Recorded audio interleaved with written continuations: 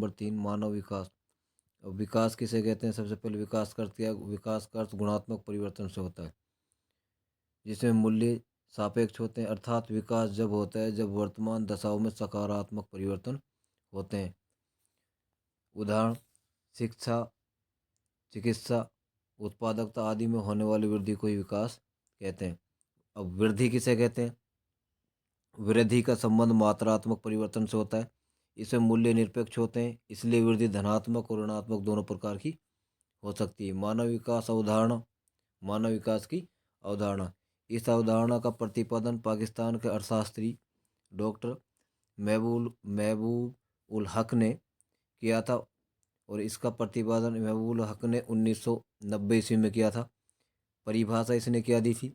अब क्वेश्चन कर लेता है, महबूब उल हक के द्वारा मानव विकास की अवधारणा की दी गई परिभाषा को लिखी। तो ऐसा विकास जो मानव अर्थात लोगों के विकल्पों में वृद्धि करता है तथा उनके जीवन में सुधार लाता है, उसे मानव विकास कहते हैं। उदाहरण के लिए स्वास्थ्य, शिक्षा, संसाधन आदि का विकास। मतलब स्वास्थ्य में होने वाले विकास, शिक्षा के क्षेत्र में होने वाले विकास और संसाधनों के में होने वाले विकास को ही मानव विकास की अवधारणा कहते हैं। अब अगला पॉइंट आता है मानव विकास के स्तंभ। अब मानव विकास के स्तंभ 4 होते हैं। समता, नंबर 2 सतत पोषणीयता, नंबर 3 उत्पादकता, नंबर 4 सशक्तिकरण। अब बात कर लेते हैं समता कि सभी व्यक्तियों को उपलब्ध अवसरों के लिए समान पहुंच की व्यवस्था करना।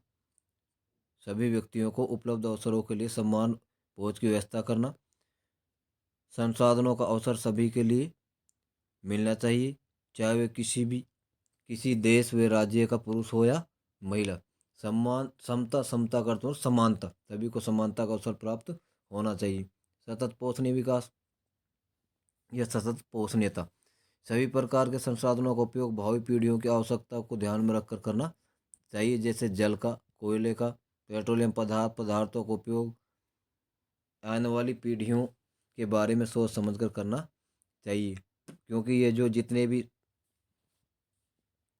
पदार्थ हैं जैसे कोयला, जल, पेट्रोलियम पदार्थ, ये सीमित मात्रा में उपलब्ध होते हैं, इसलिए हम इनका कम से कम उपयोग करें ताकि आने वाली पीढ़ियों के लिए ये बचे रहें। उत्पादकता, मानव कार्यों में उत्पादकता को बढ़ाना, इसके लिए साक्षरता व चिकित्सा सेवा लोगों को उपलब्ध कराई जानी चाहिए, जिससे मानव विकास कार्य क्षमता को बढ़ाकर उत्पादकता में वृद्धि की जा सके।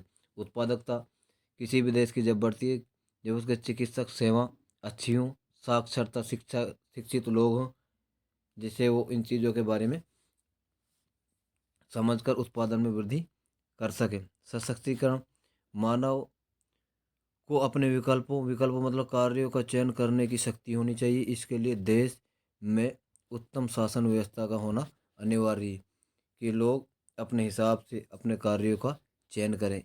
इसके लिए शासन व्यवस्था अच्छी होनी चाहिए, जिससे लोग स्वतंत्र रूप से अपने कार्यों के लिए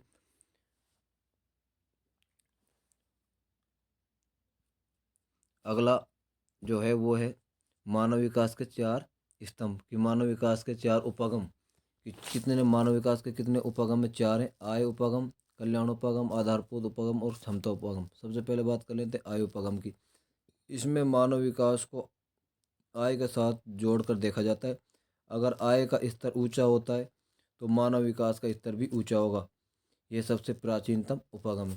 क्वेश्चन 1 नंबर पूछ लेता है सबसे प्राचीनतम उपगम का नाम लिखिए, तो आय उपगम को सबसे प्राचीन उपगम के नाम से जाना जाता है। उसके बाद कल्याण उपगम, यह उपगम शिक्षा,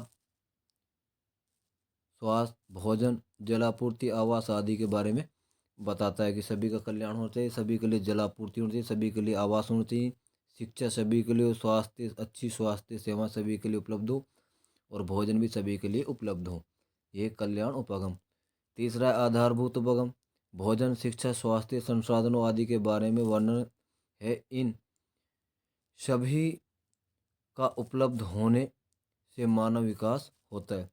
अब आधारभूत उपगम के अंतर्गत भोजन आता है, शिक्षा आती है, स्वास्थ्य आता है, संसाधन आते हैं। ये अगर उपलब्ध होंगे तो सभी मानव का क्या होगा, विकास होगा। क्षमता उपगम, क्षमता के अनुसार संसाधनों का उपयोग या संसाधनों का लोगों के लिए उपयोग कराने से है होता है कि जैसे जिसकी क्षमता उसको उस प्रकार के संसाधनों का उपलब्ध कराना चाहिए। संसाधनों का विकास कराने से भी लोगों का विकास होता है।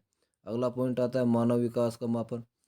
मानव विकास का मापन सूचकांक के आधार पर होता है। सबसे पहली बात ये,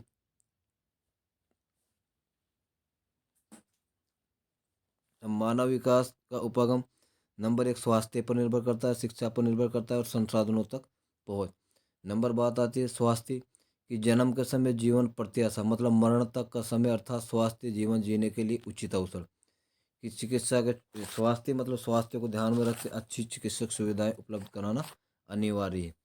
उसके बाद शिक्षा, इसके मूल्यांकन के लिए प्रौढ़ साक्षरता दर तथा विद्यालयों में सकल नामांकित बच्चों की संख्या को आधार माना जाता है।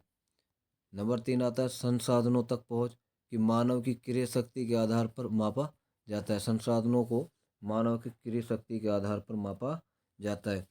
तो ये था भूगोल का पाठ नंबर 3 मानव विकास।